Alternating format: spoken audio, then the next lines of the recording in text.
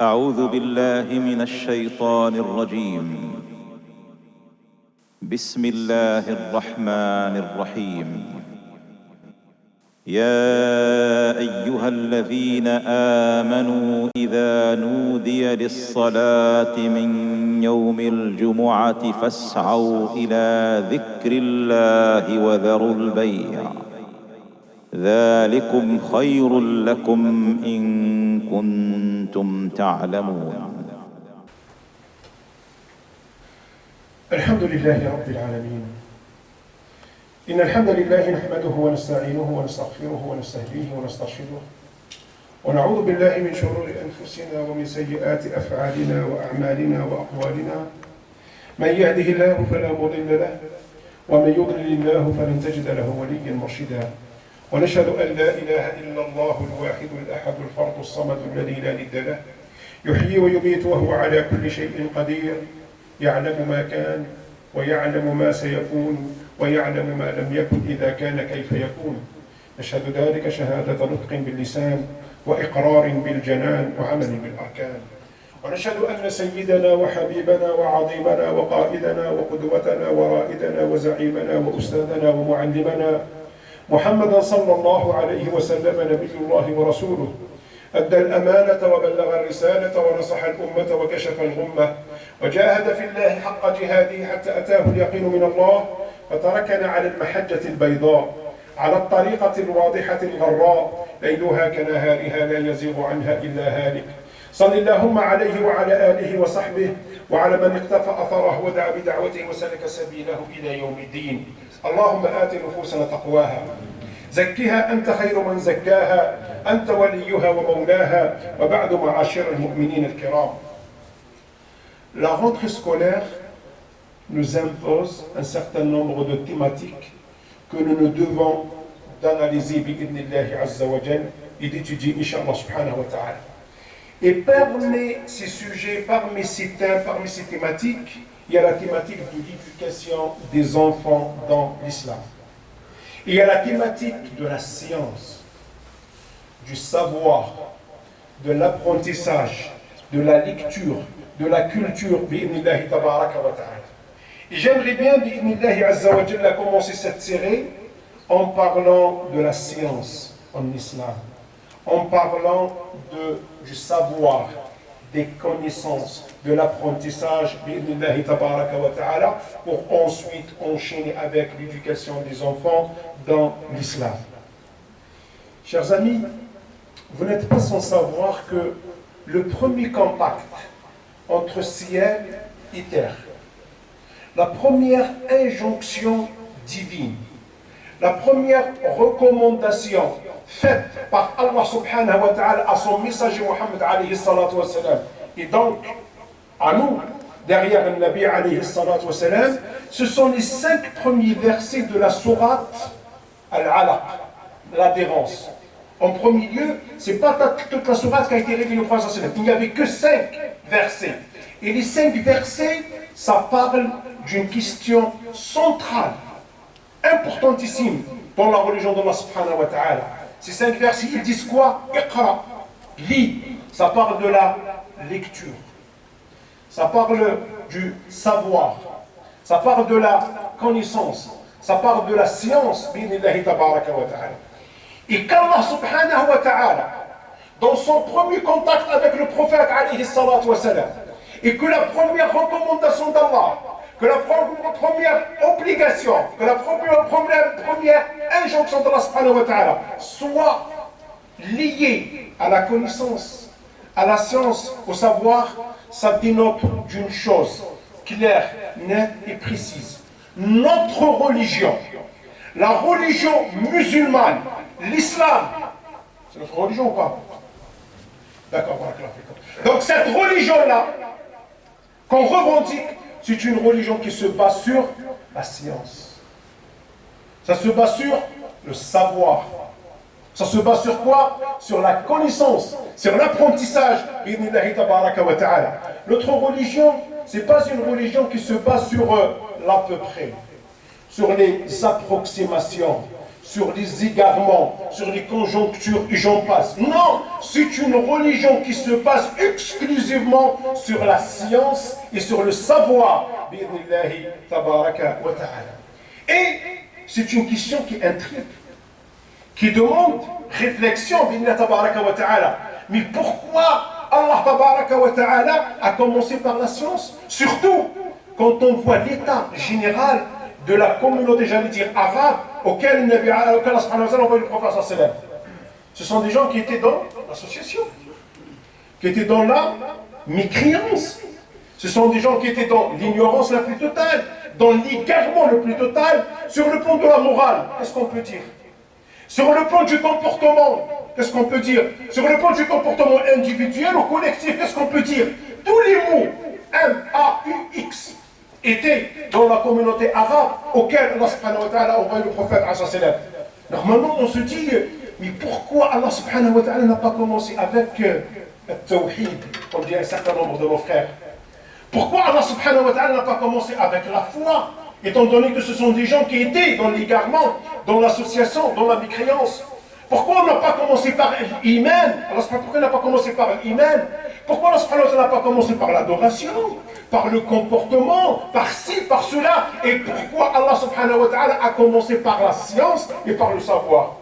Encore une fois, pour que Allah subhanahu wa ta'ala nous enseigne une chose très, très, très importantissime. Et que la clé de cette religion, c'est la connaissance, c'est le savoir, c'est la science. La clé de la vie ici-bas, c'est encore une fois la science. Et même la clé de l'au-delà, à laquelle on aspire, ça doit être la science, le savoir et la connaissance. D'ailleurs, c'est l'imam Shafi'i qui disait Man arada ad-dunya fa'alayhi bil-ilm wa man arada al-akhirah fa'alayhi bil-ilm wa man arada ad-dunya wal-akhirah fa'alayhi bil-ilm. Celui qui veut réussir dans ce bas monde, c'est quoi la clé? C'est quoi la voie de la réussite? Il dit, c'est le savoir, c'est la science, c'est la connaissance. Et c'est vrai, je le dis et je le répète, la voie la plus rapide, la voie la plus courte dans la réussite dans ce bas monde, c'est la science, c'est le savoir, c'est l'apprentissage. Pourquoi? Parce qu'aujourd'hui, rien, absolument rien, ne peut se faire avec une once de savoir et de connaissance. Même si tu veux être un maçon, et ce n'est pas dégradant d'être un maçon, tu dois savoir lire un plan. Même si tu es un plombier, tu dois savoir un certain nombre de choses. Même quand tu es boulanger, même quand tu es peintre, même quand tu es boucher, même quand tu es ce que tu veux, tu dois savoir un certain nombre de choses, sinon tu ne peux pas réussir dans la vie. C'est le problème de notre communauté. Aujourd'hui, on pense que la voie la plus simple pour réussir, c'est d'intégrer un centre de formation dans le football. Parce qu'on veut tous être des Messi, on veut tous être des Ronaldo, on veut tous être des Neymar, je ne sais pas quoi. Oui, 1 sur 1000 ou sur 10 000 peut l'être. Il peut emprunter cette voie et réussir. Mais ce n'est pas la voie de la réussite assurée, chers amis. Donc aux jeunes, on doit dire ça. Et en tant que parents responsables, on doit apprendre à nos enfants que la voie la plus sûre, la voie de la réussite, ce n'est pas le football, ce n'est pas le sport, ce n'est pas je ne sais pas quoi, mais c'est la science et le savoir. Tu veux réussir dans ce bas monde, il faut la science. La clé, c'est la science et le savoir. Et celui qui veut réussir dans l'au-delà, bien sûr, la voie c'est quoi? La clé c'est quoi? Encore une fois, c'est la science et c'est le savoir. Et celui qui veut conjuguer les deux, et celui qui veut avoir les deux réussites, une réussite dans ce bas monde, une réussite dans l'au-delà. Pour certains, c'est incompatible. Pour certains, c'est incompatible. Aujourd'hui, on veut nous inculquer que le dunya et l'akhirah sont antagonistes. Soit tu vas réussir dans ce bas monde, soit tu vas réussir dans le delà. Et on ne peut pas avoir les deux. Et on ne peut pas réussir et dans ce bas monde et dans le delà. Mais qui c'est qui a dit ça? Ça existe dans le Coran al-Karim? Ça existe dans la sunna du prophète alayhi salatu wassalam? Ça existe dans l'islam? Absolument pas. Un bon musulman, c'est celui qui peut marier les deux et qui peut réussir dans les deux, une réussite dans ce bas monde, une réussite dans le delà. Pourquoi? Parce que la clé de la réussite, la voie de la réussite, elle est toute tracée, et c'est celle de la science et du savoir. Deuxièmement, pourquoi Allah subhanahu wa ta'ala a commencé par la science et le savoir?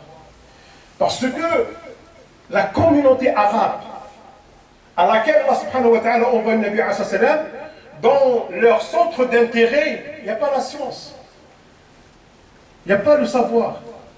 La vie des Arabes de l'époque, elle se base sur quoi? Elle se base sur que les conjonctures, sur les approximations et ainsi de suite. Ce sont des gens qui passaient leur vie à insulter leur intelligence, à insulter le cerveau que Allah subhanahu wa ta'ala leur a donné.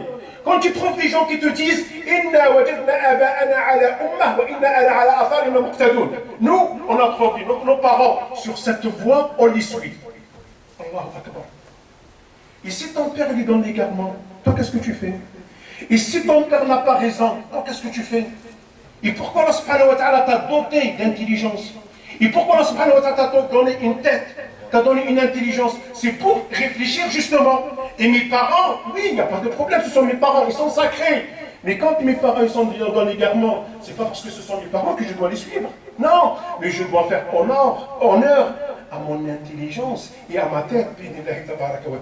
Donc ce sont des gens qui ont passé leur vie à quoi? À insulter leur intelligence. Quand quelqu'un prend les dates, fabrique une idole, une statue, qu'il adore à la place de Allah subhanahu wa ta'ala, et quand il a faim, il mange ces dates-là. Qu'est-ce que ça veut dire? Mais qu'est-ce que ça veut dire? Ça veut dire que c'est quelqu'un qui insulte son intelligence. Donc dans leur vie, il y a tout sauf la science et le savoir. Sauf dans un seul domaine. C'est le domaine de la langue. C'est le domaine de la poésie. Et que Allah subhanahu wa ta'ala fait révéler au prophète le premier verset dans lequel il lui dit lis. Mais parle de la science. C'est pour défier ces gens-là. Vous savez que le plus grand miracle du prophète alayhi salatu wa salam, c'est le Coran. Le plus grand miracle du Nabi alayhi salam, et d'ailleurs c'est un miracle éternel, c'est le Coran al-Karim. Les Arabes, quand ils ont reçu le Coran al-Karim, qu'est-ce qu'ils ont dit? Non, c'est des paroles que le Nabi alayhi salam a apprises d'une personne. Non, ce sont des gens qui ont appris à Nabi alayhi salam ces paroles-là. Allah subhanahu wa ta'ala, qu'est-ce qu'il leur a dit? C'est bon? C'est des paroles d'êtres humains. Vous êtes des êtres humains, rassemblez-vous, vous avez le temps qu'il faut, ramenez-nous 10 sourates. 10 chapitres comme le Coran al-Karim. Ensuite, il leur a dit non, 10 chapitres c'est beaucoup. Ramenez-nous une sourate comme le Coran al-Karim. Écrivez-nous une sourate, un chapitre comme le Coran al-Karim. Non, c'est beaucoup une sourate. Ramenez-nous 10 versets, ramenez-nous un verset coranique. C'est impossible. Qui veut dire quoi encore une fois? Non seulement l'islam il se base sur la science et la connaissance, mais l'islam appelle les musulmans à avoir toujours les leaderships dans chaque domaine et dans chaque spécialité de la science et du savoir.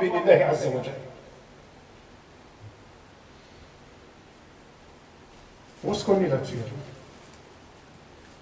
Où est-ce qu'on est là-dessus? Quel est le domaine de la science dans lequel les musulmans excellent aujourd'hui? Est-ce qu'il y a un domaine dans lequel les musulmans excellent aujourd'hui? Oui, celui de la consommation. On est les premiers. Oui, celui du blabla et des futilités. Oui, celui du dénigrement et je ne sais pas quoi. Là, on est les premiers. Mais un domaine de science dans lequel les musulmans excellent, ça n'existe pas. Où est-ce qu'ils sont les musulmans aujourd'hui? Même pour un masque de rien du tout, on est obligé de les exporter. on est obligé de les exporter, même pour l'oxygène, même pour les appareils d'oxygénation, même n'importe quoi, on doit le ramener, et pourtant on se dit musulman. L'islam, c'est une religion qui se base non seulement sur la science, mais qui te dit, tu dois être le premier, le musulman doit être le leader, le musulman doit explorer tous les domaines, il doit être le premier, comme l'a été le Nabi avec les Arabes, dans leur domaine de prédilection, dans leur domaine d'excellence, qui est la langue, qui est la poésie, ainsi de suite.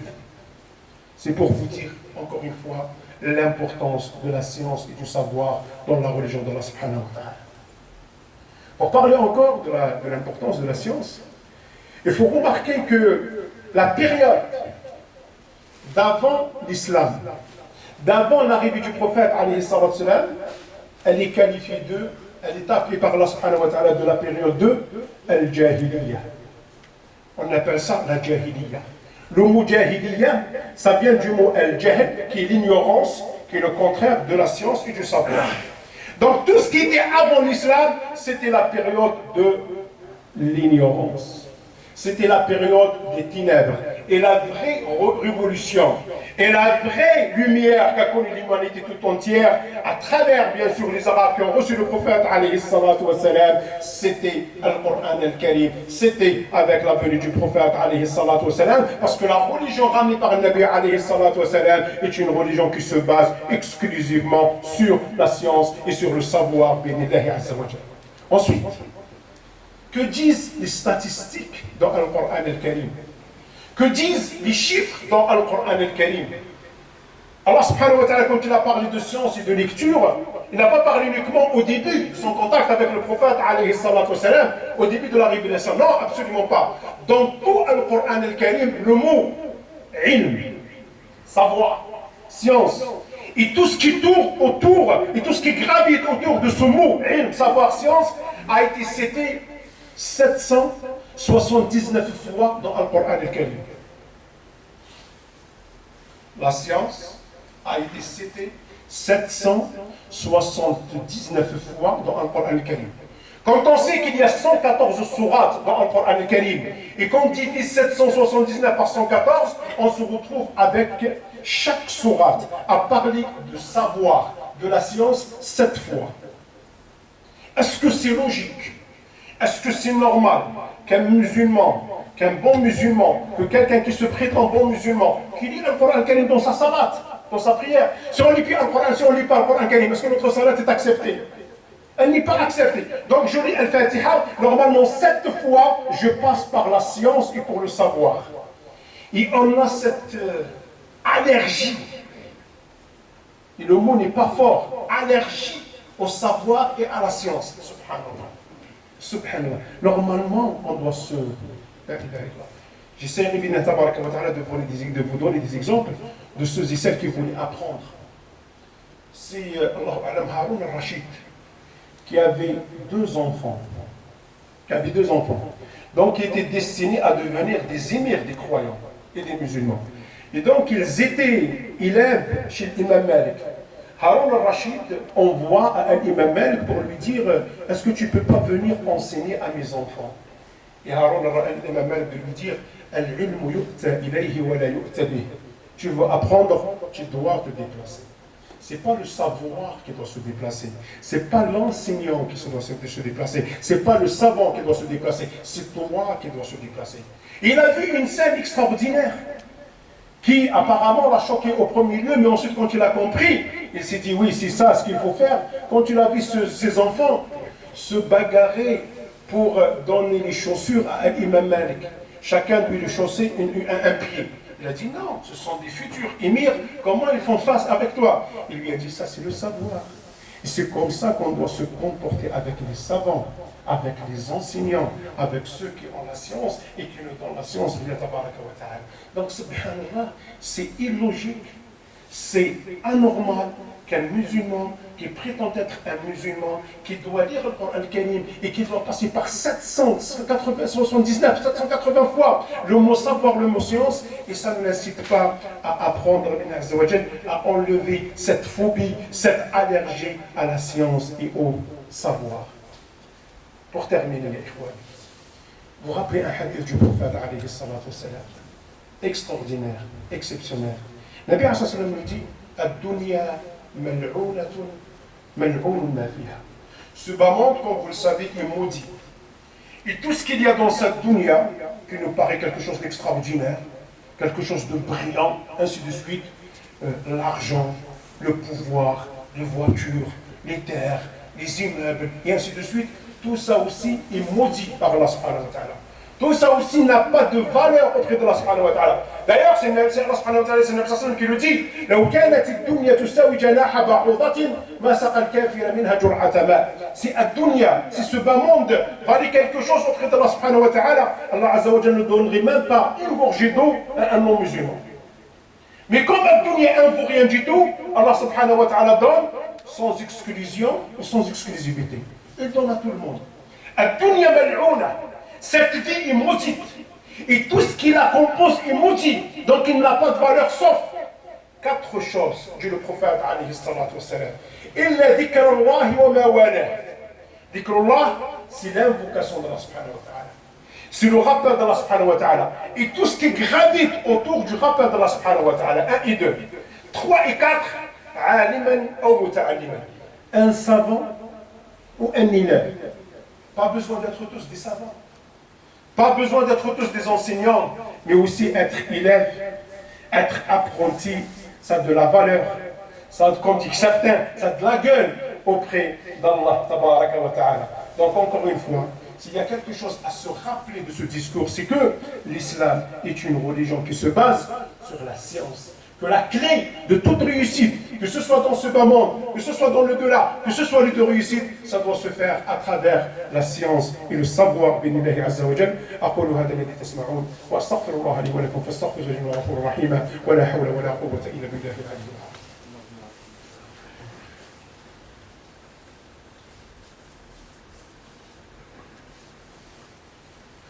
الحمد لله رب العالمين والصلاة والسلام على رسول الله الكريم. على الله نتوكل به نستعين ولا حول ولا قوة إلا بالله العلي العظيم. وبعد معاشر المؤمنين الكرام.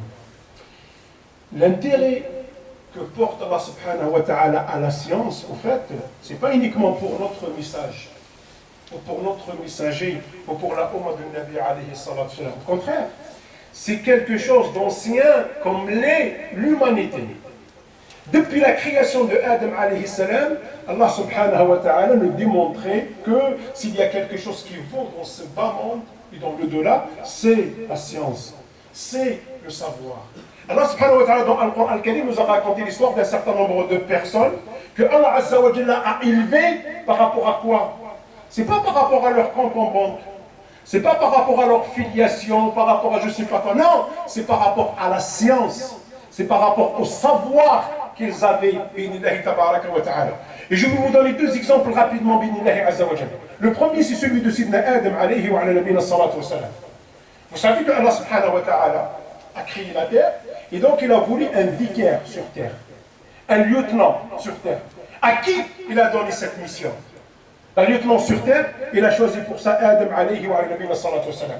Quand Allah subhanahu wa ta'ala a voulu informer les anges, comme c'était explicité dans la sourate Al-Baqarah, au début de la sourate Al-Baqarah, les anges, qu'est-ce qu'ils ont dit?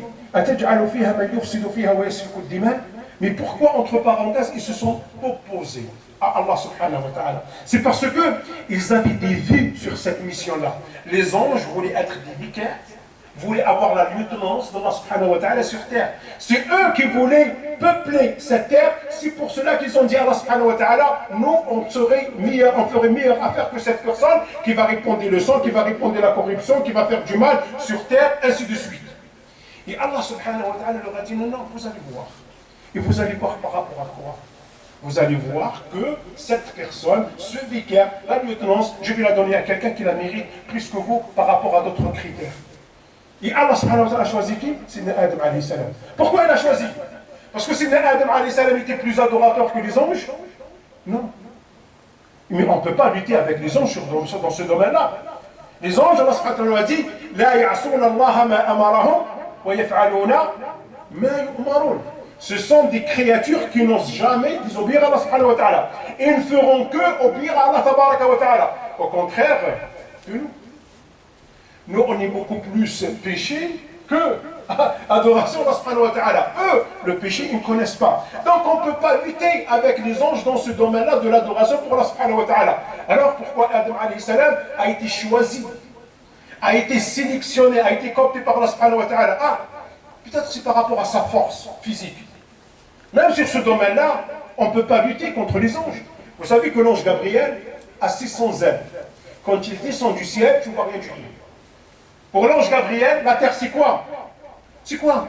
C'est un grain de sable que tu mets dans ta main. C'est ça la terre par rapport à lui.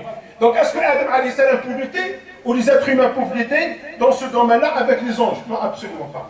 Ce qui a fait la différence entre Adam alayhi salam et les anges, justement, c'est la science. Justement, c'est le savoir.